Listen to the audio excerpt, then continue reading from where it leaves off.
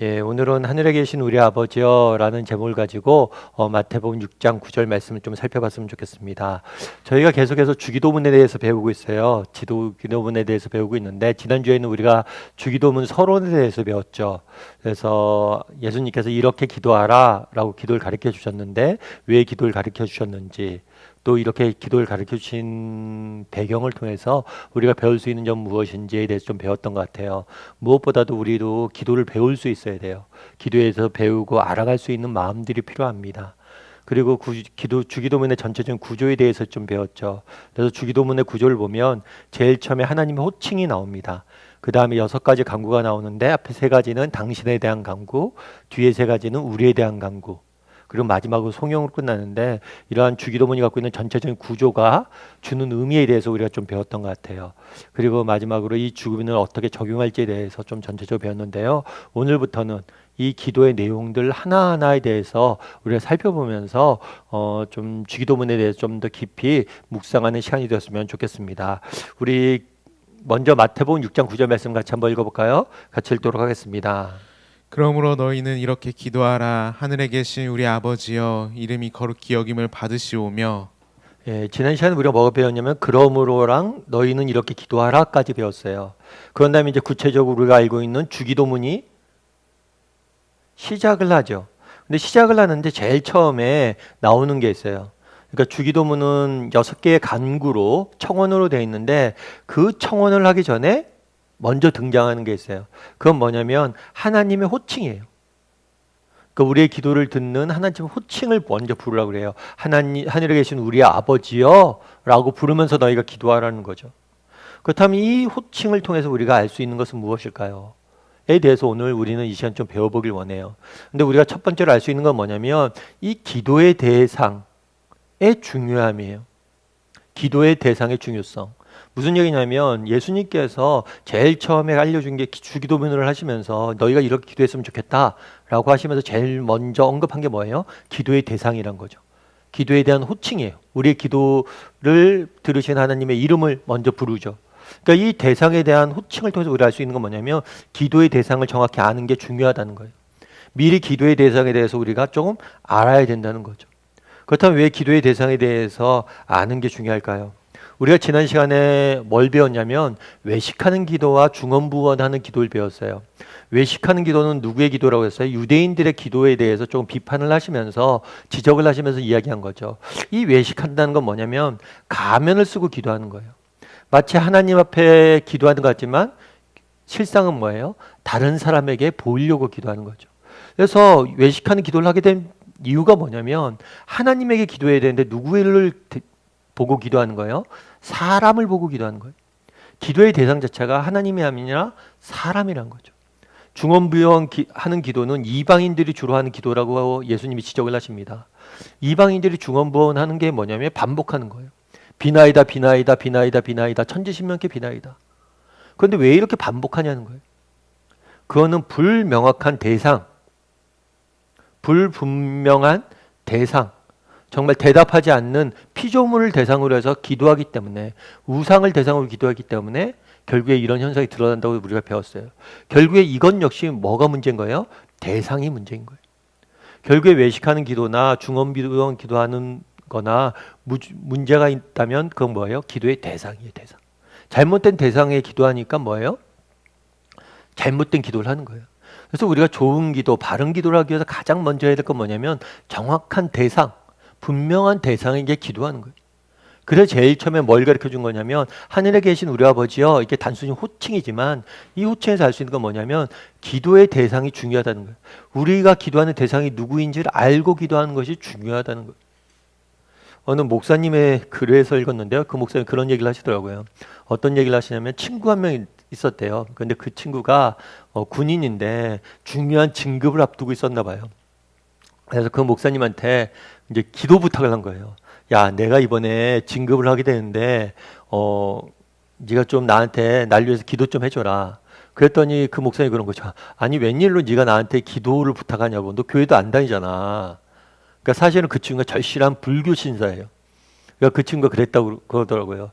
아, 나는 불교를 믿으니까 나는 절에서 기도하고 너는 예수님을 믿으니까 교회를 다니니까 하나님께 기도하고 그러면 내가 진급할 확률이 더 크지 않겠냐고. 부처님에게도 기도하고 예수님에게도 기도하니까. 뭐 영화나 뭐 웃긴 코미디 영화 같은 데서 그런 이야기가 나오죠. 하나님 하나님, 예수님, 부처님 저를 도와주세요. 그러니까 결국에 대상이 누가 됐든지 상관이 없다는 거예요. 자기가 원하는 것만 구하면 된다는 거죠. 그러니까 세상 사람들의 많은 기도, 이방인들의 기도의 특징이 뭐예요? 대상에 대해서 관심이 없다는 거예요. 이방인들이 중언부언하는 이유가 뭐예요?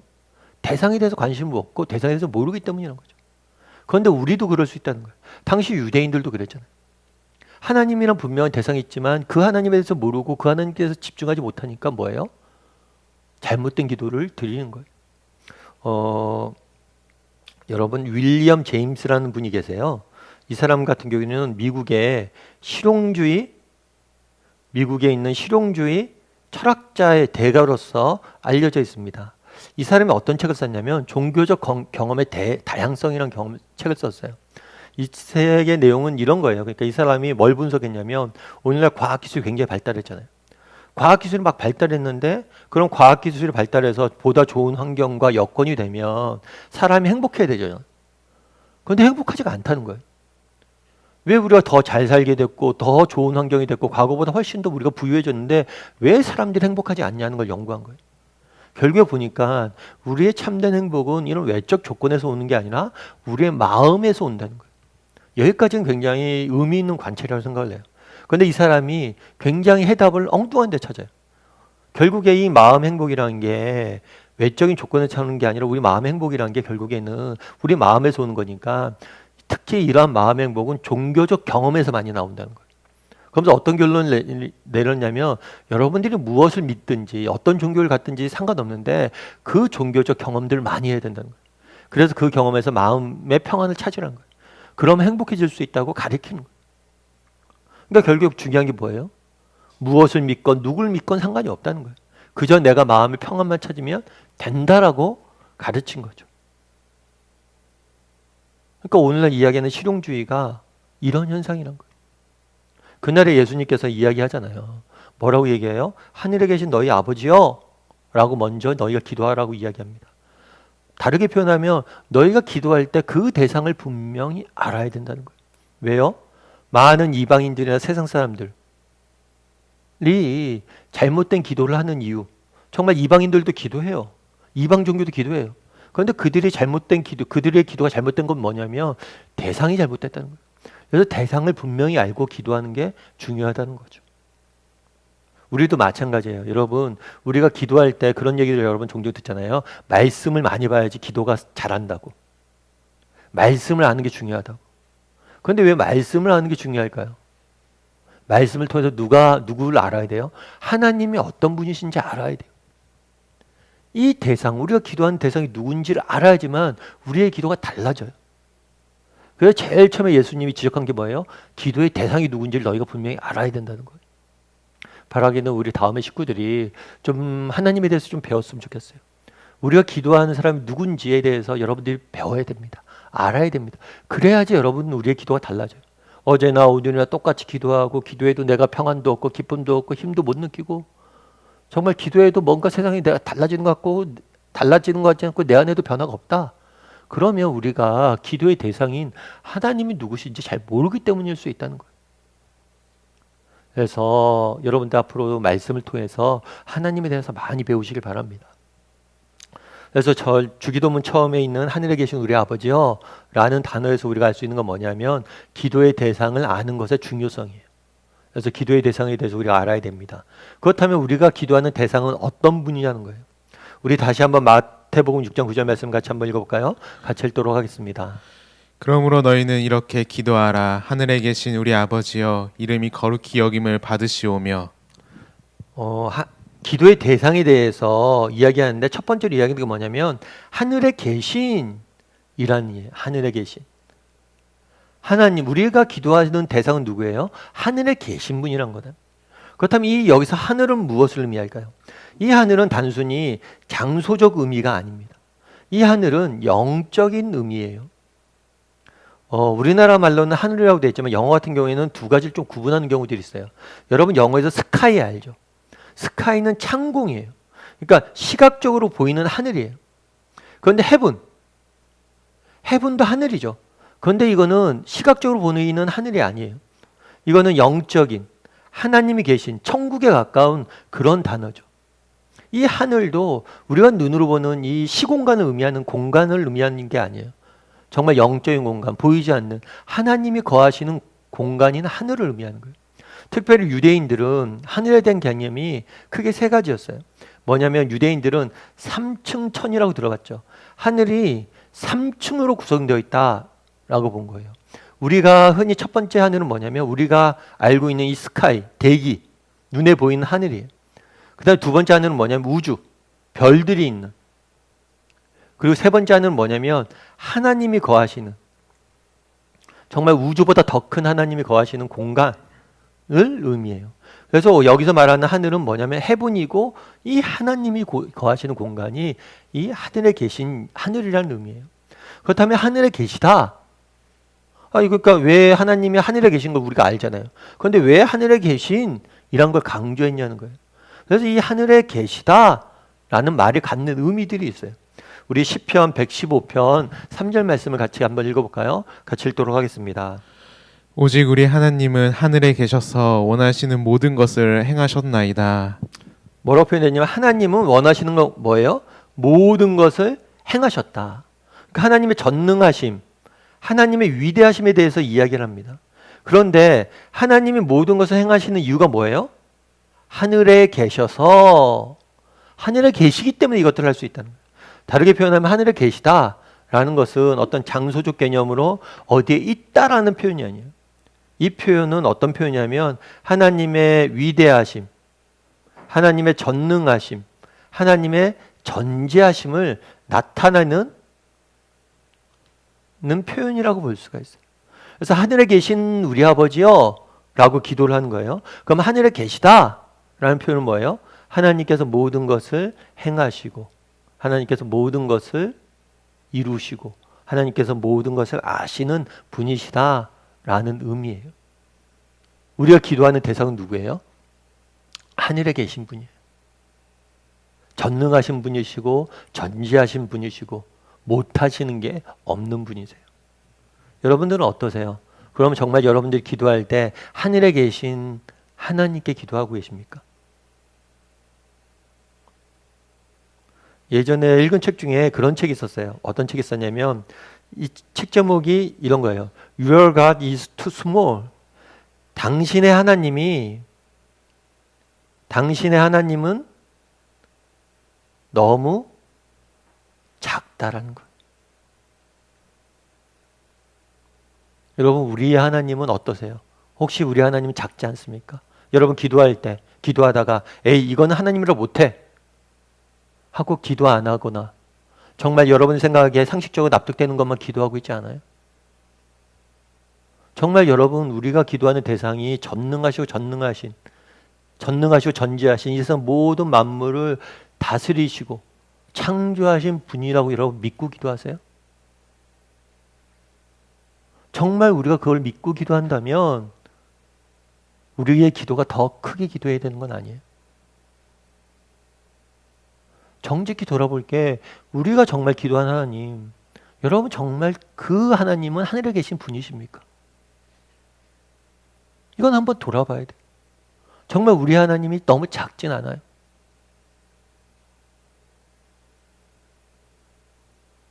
그래서 우리 마음속에 이건 하나님이라고 해결하지 못해 라는 전제 가운데 우리가 기도하고 있진 않냐는 거예요. 어떤 문제가 되었건 간에, 무엇이 되었건 간에 여러분 하나님 앞에 기도하십니까? 우리 하나님은 너무 작지 않습니까? 중국에 있는 어떤 그리스도인이 있었어요. 여인이 있었어요. 이 사람이 예수를 믿고 신실하게 살았죠. 그런데 중국이 공산화가 되기 시작합니다. 그래서 그 속에서는 중국에서는 더 이상 예수님을 믿을 수 없게 됐어요. 그래서 이 사람이 탈출을 합니다. 그래서 미국으로 나와요. 그런데 안타깝게도 본인은 탈출했는데 가족들이 못 나온 거예요. 그래서 이런 국제적인 단체나 기도 모임이나 이런 것들 막 같이 뭐 해서 저기를 한 거예요. 중국에 있는 가족들을 데려오려고. 애를 쓴 거예요. 그리고 한 번은 결정적으로 모든 방법들 찾았어요. 그래서 방법들 찾고 정말 기회를 만취한 거죠. 그런데 안타깝게도 그게 실패를 해요. 그러니까 얼마나 낙심이 됐겠어요. 그래서 주변 사람들이 이 분에게 너무 낙심하지 말라고 하나님께서 뜻이 있을 거라고 이렇게 이야기했어요. 그랬더니 그 사람이 그런 얘기를 하는 거예요. 전 낙심 안 한다고. 그러면서 무슨 얘기를 해주냐면 중국에서 내려오는 우화 하나를 얘기해 주는 거예요. 어떤 우화를 얘기해 주냐면 마음씨 좋은 버찌 장사에 대한 우화예요. 이 버찌를 파는 장사꾼이 있었나 봐요. 그런데 이 장사꾼이 있는데 어떤 아이가 와서 이렇게 멀뚱히 자기를 보고 있으니까 이 사람이 아이가 버찌를 갖고 싶은가 해서 자기가 팔고 있던 걸 줬대요. 아이한테. 야 아이야 이거 가져 라고. 근데 이 아이가 못 받는 거예요. 가만히 있는 거예요. 그래서 나중에 이 아이의 엄마가 물었어요. 이 아이한테. 야, 너 아까 그 아저씨 공짜 준다는데 왜 안 받았어? 그랬더니 그 아이가 그랬어요. 아저씨 손이 너무 컸어. 아저씨가 버찌 주겠다 이러고 손을 잡아서 줬는데 그 손에 담겨져 있는 게 너무 커서 내 손이 작으니까 다 받을 수가 없어서 못 받고 망설이고 있었다는 거예요. 아저씨 손이 너무 컸다는 거예요. 그 이야기를 하면서 그 여인이 뭐라고 그랬냐면 우리 하나님의 손은 우리의 손보다 크시기에 우리는 기다릴 수 있습니다. 우리 하나님 더 크신 분이란 거예요. 내게 더 큰 걸 주길 원하시는 분이란 거예요. 그런데 우리의 손이 작다는 거예요. 참 이 얘기 듣고 되게 멋진 말이다라는 표현이 들었어요. 정말 우리 하나님은 더 크시기 때문에 더 크고 더 좋은 걸 주실 수 있기 때문에 그것 때까지 내가 기다릴 수 있다는 거예요. 우리 정말 그렇습니까? 우리가 기도할 때 우리 하나님은 더 크신 분이란 걸 여러분 믿으세요? 나를 위해서 더 크고 전능하시고 전지하시고 나에게 더 큰 것들 주실 분이라고 믿고 기도하냐는 거예요. 우리가 주기도문을 할 때 그렇잖아요. 하늘에 계신 우리 아버지요 라고 기도하는데 우리 하나님이 너무 작진 않으세요? 정말 여러분 전능하신 하나님께 기도하고 있습니까? 하늘에 계시다 라는 표현을 먼저 너희가 먼저 하늘에 계신 우리 아버지라고 기도했을 때 이 하늘에 계시는 뭐예요? 하나님의 위대하심과 전능하심과 전지하심에 대해서 이야기하는 거예요. 그래서 우리가 기도할 때 우리가 기도하는 대상이 누구심을 전능하신 분이심을 우리가 먼저 믿고 기도해야 돼요. 그래서 나는 한번 돌아봤으면 좋겠어요. 우리는 그런 하나님에 대해서 믿고 기도하는지, 우리가 기도하는 하나님 너무 작지 않은지에 대해서 한번 한번 우리가 묵상해봤으면 좋겠어요. 그래서 하늘에 계시다라는 표현을 통해서 위대하고 전능하신 전지하신 하나님께 기도해라라고 권면하는 거죠. 그 다음에 한 가지 더 나오는 게 있어요. 우리 마태복음 6장 9절을 다시 한번 읽어볼까요? 같이 읽도록 하겠습니다. 그러므로 너희는 이렇게 기도하라. 하늘에 계신 우리 아버지여 이름이 거룩히 여김을 받으시오며. 네, 하늘에 계신 우리 아버지여, 하늘에 계신 정말 전능하시고 위대하신 하나님께 너희가 기도하는지 돌아보라는 거예요. 그럼 정말 우리가 그 하늘에 계신 분이심을 믿는다면 우리가 못 구할 게 뭐가 있어요? 우리가 이렇게 망설이고 우리가 낙심하고 있을 이유가 없다는 거예요. 그리고 또 한 가지는 무슨 표현을 쓰냐면 우리 아버지여, 기도의 대상은 누구냐? 하늘에 계신 분이다. 또한 그분 누구냐? 아버지다. 사실 우리는 예수님을 처음 믿을 때 하나님 아버지라고 부르라고 배웁니다. 그래서 하나님을 아버지라고 부르는 것에 대해서 굉장히 자연스럽게 받아들이고 있어요. 그런데 그 당시 이 말을 듣는 유대인들에게 뭐예요? 이 말이 충격적으로 다가왔을 거예요. 왜냐하면 이 사람들은 정말 뭐냐면 유대인들은 하나님에 대한 경외감이 컸어요. 여러분 유대인들이 기도하는 것 우리가 뭐 그런 걸 봤죠. 유대인들이 기도할 때 어떻게 기도합니까? 정말 바닥에 이렇게 천 같은 걸 깔아놓고 바닥에 바짝 엎드려서 기도하잖아요. 유대인들은요 두 가지 여러분 성경을 보면 재밌는 게 있어요. 유대인들이 기도하는 건 두 가지밖에 없어요. 엎드려 기도하거나 서서 기도하거나. 앉아서 기도하는 경우는 없습니다. 바짝 땅에 엎드려 기도하거나 하나님 앞에 서서 기도하거나. 그만큼 왜 그렇게 기도하냐면 그만큼 뭐에 대한 경외감이 큰 거예요? 하나님에 대한 경외감이 커요. 그래서 우리가 예를 들어서 하나님이라고 우리가 부르잖아요. 그런데 이 하나님이라는 단어도 함부로 못 쓰게 만들었어요. 그래서 어떻게 썼냐면 이렇게 썼어요. 자음은 다, 모음은 다 빼고 자음만 이렇게 썼어요. 이게 이름이 너무나 거룩하니까 뭐예요? 모음조차도 못 쓰게 한 거예요. 이름조차도 못 쓰게 한 거예요. 그런데 그 하나님이 뭐예요? 너희의 아버지다. 특별히 오늘 본문에 아버지라고 되어 있는데 이건 어떤 표현이냐면 아빠다 라는 표현이에요. 아빠. 하늘에 계신 너희 우리 아빠여, 아빠 하고 기도하라는 거예요. 그러니까 이게 얼마나 충격적으로 다가왔냐는 거예요. 그래서 예수님의 기도를 가르쳐달라고 그랬잖아요. 예수님의 기도와 그 당시 유대인들의 기도와 이방인들의 기도의 가장 큰 핵심은 뭐냐면, 차이점은 뭐냐면 아빠라는 거예요. 아빠. 하나님을 아빠라고 불렀다는 거예요. 이때까지 그런 적이 없거든요. 물론 구약에 보면 이 아버지라는 표현이 등장을 합니다. 하나님을 아버지에 비유한 표현들이 구약에 등장을 해요. 그런데 이거는 개인적인 아버지가 아니에요. 이스라엘 민족의 민족적인 아버지로서의 개념은 있었지 개인적인 개념은 없었던 거예요. 그래서 이 단어, 이 아빠라는 단어는 굉장히 충격적으로 우리 사람들에게 다가왔을 거예요.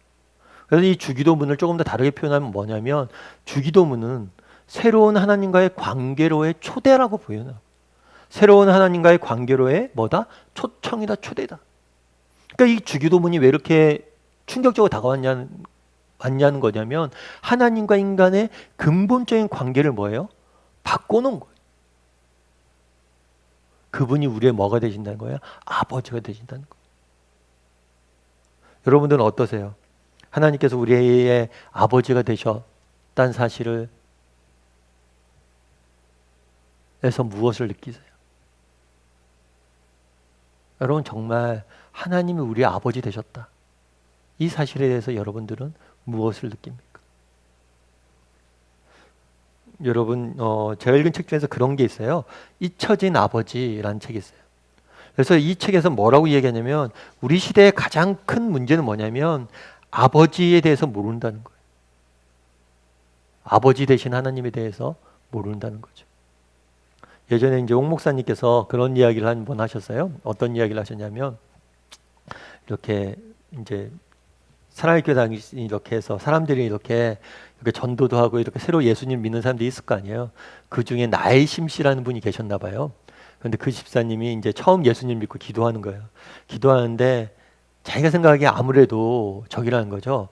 하나님이잖아요. 그리고 기도한 사람들이 되게 많은 거예요. 그러면 이 사람들의 기도를 다 들어주실까? 알까? 이런 생각이 들었대요.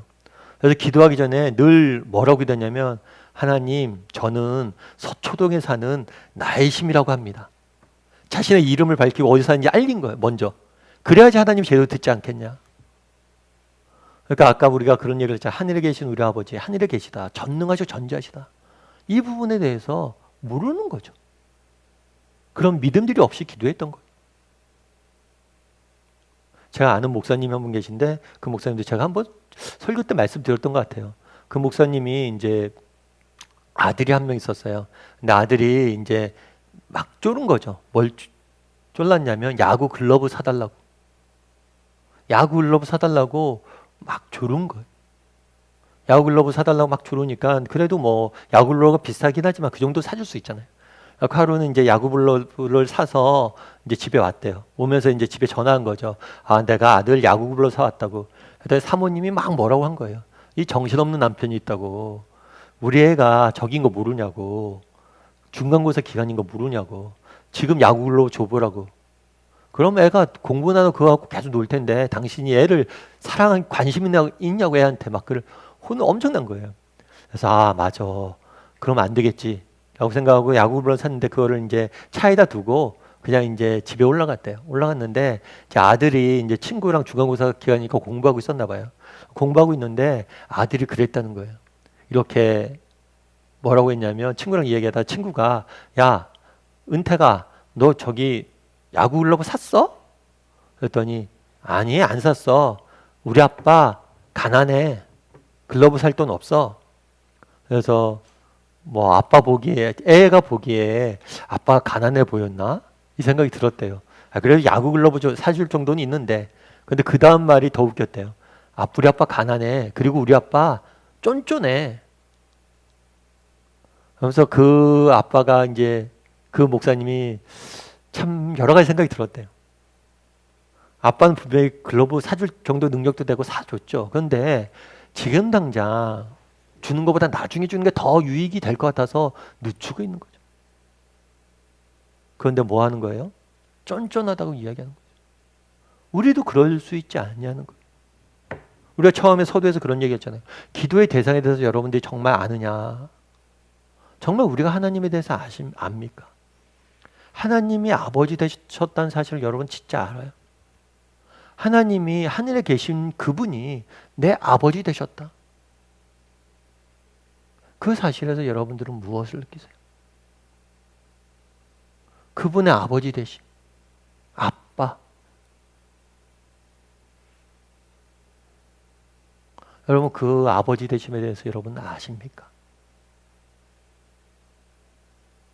오늘 보면 이렇게 했죠. 우리가 기도하는 대상 누구예요? 하늘에 계신 분이에요. 전능하신 분이에요. 그런데 그분이 뭐예요? 우리 아빠래요, 아빠.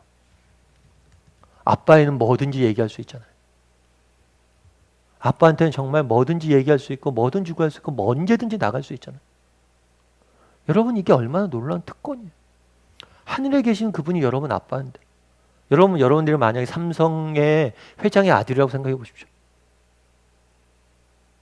여러분 걱정할 게 있어요, 인생에?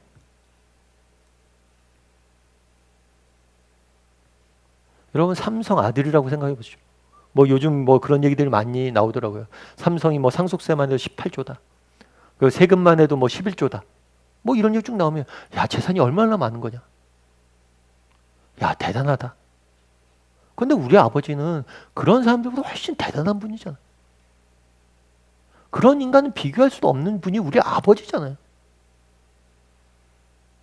이것이 갖는 의미를 우리가 아냐는 거예요. 여러분 정말 우리는 하나님 우리 아빠 되신다는 것을 아세요? 그리고 그 아빠 되신 하나님께 기도하고 있습니까? 앞서 이야기했던 것처럼 이 아빠라는 단어는 단순히 기도의 문제뿐만 아니라 우리 신앙이 하나님께서 뭐예요? 새로운 관계로 우리를 초대하는 거예요. 우리 기도에 우리의 신앙에 가장 근본적인 것부터 바꾸시길 원하시는 거예요. 그럼 여러분 정말 물어봐야 되죠.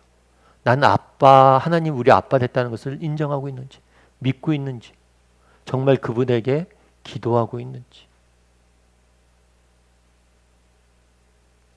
우리 마태복음 7장 11절 말씀 같이 한번 읽어볼까요? 같이 읽도록 하겠습니다. 너희가 악한 자라도 좋은 곳으로 자식에게 줄 알거든 하물며 하늘에 계신 너희 아버지께 구하는 자에게 좋은 것으로 주시지 않겠느냐. 너희가 악한 자라도 좋은 것을 자녀에게 줄 줄 알거든 하늘에 계신 너희 아버지께서 구하는 자에게 좋은 것으로 주시지 않겠느냐. 오늘 본문에 그렇게 이야기하잖아요. 하늘에 계신 너희 아버지께 하나님이 하늘에 계신 우리 아버지요 라고 기도하라고 했잖아요. 왜 이렇게 기도해야 돼요? 그걸 믿냐는 거예요. 정말 구하는 자에게 좋은 것을 하나님께서 주실 것이다. 이 사실을 믿냐는 거예요. 여러분 믿으세요? 정말 여러분 우리가 기도할 때 하나님께 정말 좋은 것으로 응답하실 것이다. 저는 개인적으로 믿어요. 저는 진짜 개인적으로 믿어요. 저는 제 인생을 통해서 제일 잘한 일, 그건 하나님을 만난 일이에요. 그리고 제가 하나님 앞에서 정직히 기도했던 것들 하나님께 제 인생에 다 채워주셨다고 믿는 사람이에요. 정말 하나님께서 우리 인생에 기도했던 것들, 내가 하나님 앞에 구했던 것들 정말 다 응답했어요. 때로는 즉각적으로, 때로는 더디 응답한 경우들이 있지만 다 응답하셨음을 저는 믿어요. 아니 그렇게 돼 왔어요.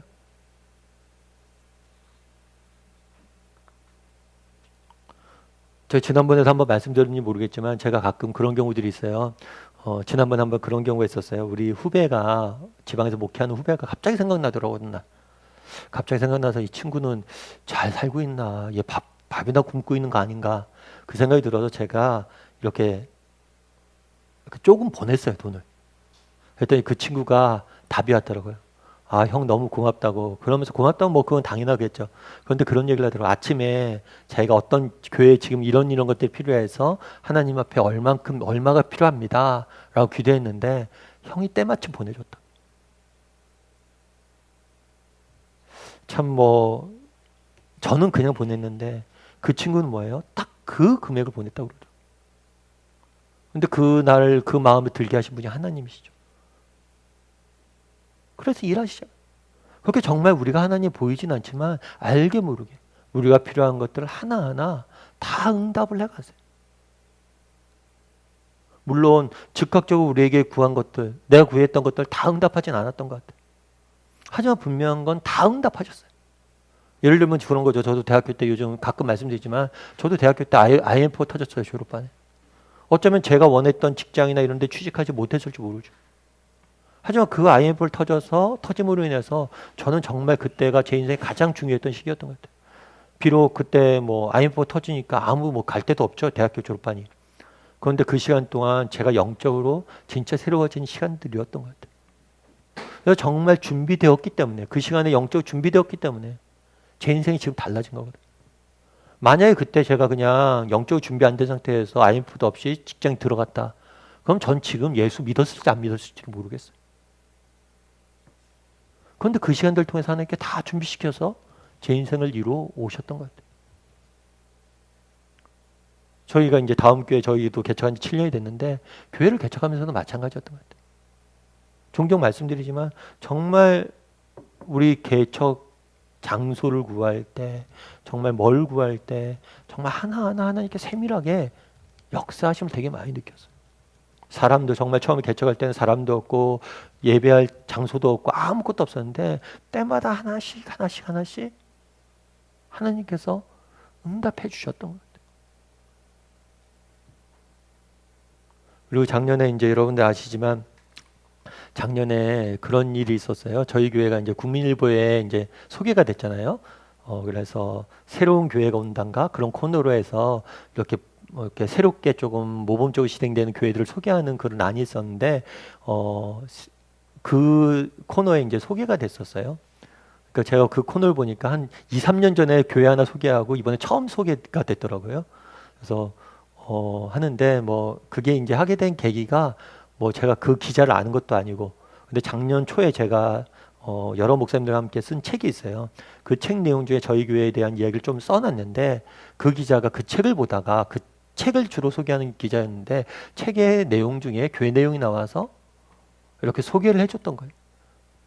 그래서 참 되게 보면 그런 이야기를 하더라고요. 그래서 이제 책 내용 중에 그래서 우리 교회 쭉 소개해놨는데 이제 도서관 이야기도 소개했어요. 그래서 도서관 이야기도 쭉 소개한 다음에 하나님께서 조금 소개한 다음에 이제 쭉 해서 쭉 나왔으니까 이제 같이 공유했죠. 공유하고 이제 그 기사에 대해서 우리 집사님들과 이제 지난번에 기사 났었는데 보셨어요? 집사님과 이렇게 저런 얘기 했는데 어떤 권사님께서 그러더라고요. 목사님 이게 제가 도서관 사역을 오래 했고 그다음에 요즘 이렇게 코로나 때문에 도서관 사역도 제대로 못하고 있어서 참 미안한 마음도 있고 이거 사역을 계속 해야 되나 이런 생각이 들었는데 참 이럴 때 이걸 또 실어주시네요 라고 이야기를 하더라고요. 그러니까 그런 거잖아요. 우리가 열심히 일할 때 이런 게 소개된 게 아니에요. 정말 코로나 때문에 도서관도 제대로 못 놀고 뭔가 이렇게 게을러지고 이랬을 때 그리고 뭔가 그러다 보면 회의도 될 수도 있잖아요. 앞으로 어떻게 될지 앞이 캄캄해질 수도 있죠. 이거 앞으로 어떻게 되냐. 그런데 이 순간에 그거를 알려주셨다는 거예요. 그래서 제가 더 열심히 해야겠어요. 우리 하나님께서 뭘 하신 거예요? 그걸 통해서 칭찬해 주신 거죠. 너희가 열심히 한 거 내가 알고 있고 보아왔다고.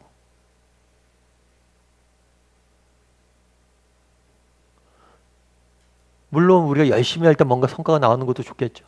그런데 이렇게 지쳐있을 때 이런 이야기를 들으면 우리가 더 힘이 나잖아. 때로는 그래도 늦추는 거잖아.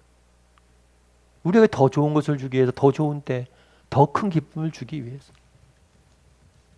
앞서 말씀드렸던 것처럼 야구를 아이를 위해서 나중에 주는 거죠. 여러분 정말 믿으세요 이 사실을?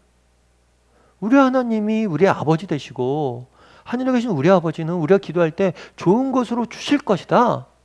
이 사실을 정말 믿냐는 거예요. 그날에 왜 하늘에 계신 우리 아버지요? 라고 기도하라고 그래요. 아빠라고 왜 기도하라고 그러냐는 거예요. 이 사실 믿냐? 믿으라는 거. 정말 믿는다면 우리 기도하고 싶어요? 기도하고 싶지 않아요? 그분이 나의 아버지인데, 하늘에 계신 그 하나님이 나의 아빠라는데 기도 안 하는 게 이상한 거 아닙니까?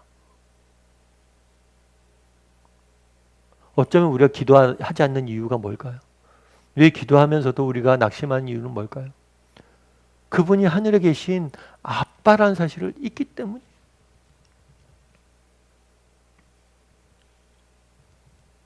뭐라고 이야기합니까? 악한 자라도 좋은 것을 자식에게 줄 줄 알거든 하물며 하늘에 계신 너희 아버지께서 구하는 자에게 좋은 것으로 주시지 아니하겠느냐. 좋은 것으로 주세요. 즉각적으로 응답할 때도 있지만 우리의 더 큰 유익을 위해서, 가장 좋은 때 응답하기 위해서 기다리시다가 주실 때도 있다는 것. 하지만 분명한 것은 좋은 것을 주세요.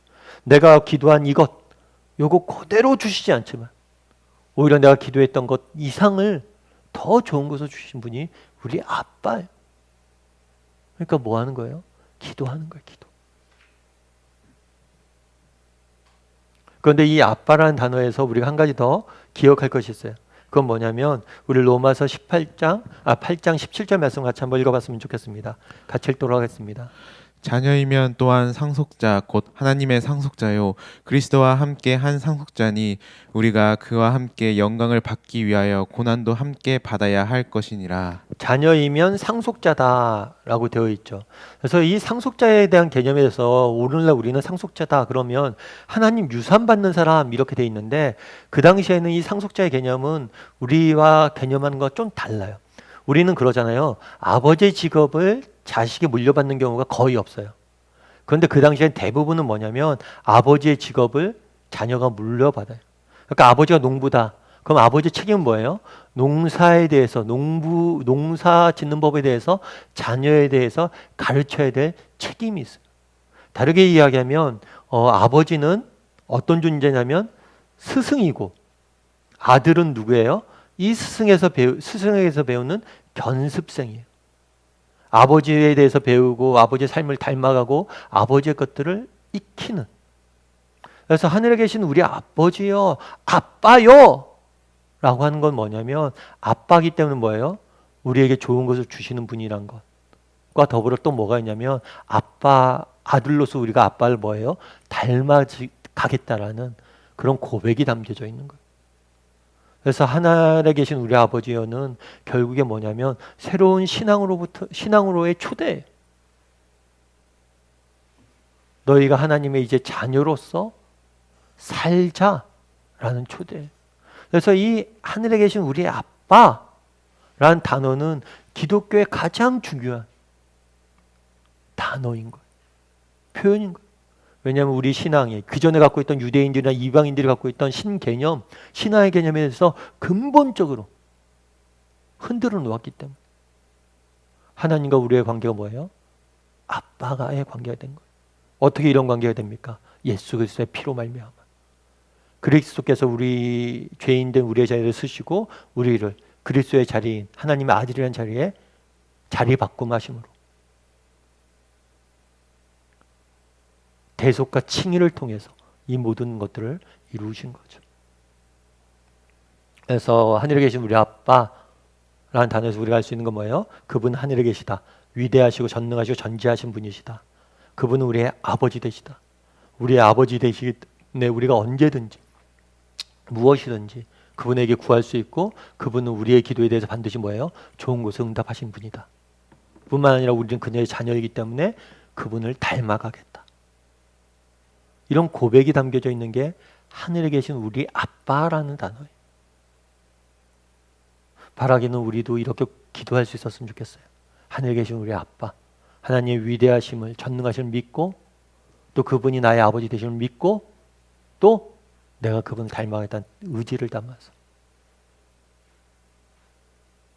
그리고 또 한 가지 중요한 게 있는데 뭐냐면 이렇게 되어 있죠. 마태복음 6장 9절에 보면 그러므로 너희는 이렇게 기도하라. 하늘에 계신 우리 아버지여. 우리. 그래서 기도는 늘 말씀드리지만 기도는 지극히 개인적입니다. 그렇지만 동시에 뭐예요? 공동체적이에요. 그래서 너희가 골방에 들어가서 혼자 기도하라고 그러잖아요. 그럼에도 불구하고 개인적이지만 뭐예요? 동시에 공동체적이에요. 그럼 왜 공동체적이냐? 단순히 모여서 기도하기 때문에 공동체적인 게 아니에요. 지난번에 얘기했지만 같은 것들을 위해서, 같은 하나님 나라를 위해서 기도하기 때문에, 같은 내용을 가지고 기도하기 때문에 우리가 공동체적이라고 할 수 있는 거죠. 그러면서 이 우리라는 것은 이렇게 볼 수가 있어요. 우리 에베소서 2장 19절 말씀 같이 한번 읽어볼까요? 같이 읽도록 하겠습니다. 그러므로 이제부터 너희는 외인도 아니요 나그네도 아니요 오직 성도들과 동일한 시민이요 하나님의 권속이라. 이 권속이다라는 표현은 뭐냐면 가족이라는 표현이에요. 가족. 그러니까 우리가 하나님이 우리 아버지 되시잖아요. 아버지 되시고 나는 뭐예요? 아들이에요. 그런데 이렇게 아버지와 아들만 있는 게 아니에요. 내 주위엔 누가 있는 거예요? 형제, 자매가 있는 거예요. 그래서 우리는 가족으로 부르는 거예요. 그래서 우리를 아버지라고 기도하라고 그랬다는 거예요. 그럼 이 우리라는 단어를 통해서 우리가 우리가 배울 수 있는 점 뭐예요? 기도는 공동체적이다. 다르게 표현하면 우리는 같은 내용을 기도해야 된다. 다르게 표현하면 우리는 서로를 위해서 기도할 수 있어야 된다는 거예요. 우리의 기도의 지경이 좀 넓어져야 되는 거죠. 나를 위해서만 기도하지 않고 어떻게 기도하는 거예요? 다른 사람을 위해서, 서로를 위해서 기도할 수 있어야 되는 거예요. 왜요? 내가 서로를 위해서 기도하는 것이 곧 내가 잘 되는 길이기 때문이에요. 우리 수능 기도에다 하다 보면 우리 그런 경우가 있어요. 우리 옆 사람을 위해서 기도합시다. 막 이렇게 얘기해요. 근데 예전에는 그런 게 별로 없었어요. 옆 사람을 위해서 기도한다는 게 큰 의미가 없었는데 요즘 옆 사람을 위해서 기도합시다 하면서 그런 얘기를 하죠. 옆 사람이 잘 돼서 뭐예요? 빨리 딴 학교 가야지 내가 대기 순번이 있다가도 뭐예요? 올라갈 수 있잖아요. 그 옆 사람이 잘 되는 게 내가 곧 잘 되는 거다. 뭐 그러면서 우리가 수능 기도에도 하기도 하는데 우리 한 가족이잖아요. 가족이면 나만 잘 되는 것. 내가 왜 잘 돼야 돼요? 예전에 우리 어른들이 그런 얘기 했잖아요. 야, 네가 잘 돼야 되지 않겠냐. 그래서 네가 동생도 돌보고 정말 형도 도와주고 우리 잘 되는 목적이 거기에 있잖아요. 아버지도 그런 마음이에요. 하늘에 계신 우리 아버지도 우리가 서로 이렇게 돕고 기도하고 그런 관계를 원하신다는 거예요. 그래서 하늘에 계신 우리 아버지요에 대해서 오늘 배웠는데요. 이 하늘에 계신 우리 아버지요 라는 단어에 대해서 우리 한번 돌아봤으면 좋겠어요. 내가 정말 기도한 하나님은 너무 작지 않은지 한번 돌아보고요. 정말 나는 하나님을 아빠라고 믿고 기도하는지, 그럼 나는 아들로서 정말 하나님 얼마나 닮아가고 있는지. 닮아가는 중요한 방법은 뭐예요? 서로를 위해서 기도하는 거예요. 우리 서로를 위해서 기도하는 것. 그래서 나 기도에 대해서 한번 돌아봤으면 좋겠습니다.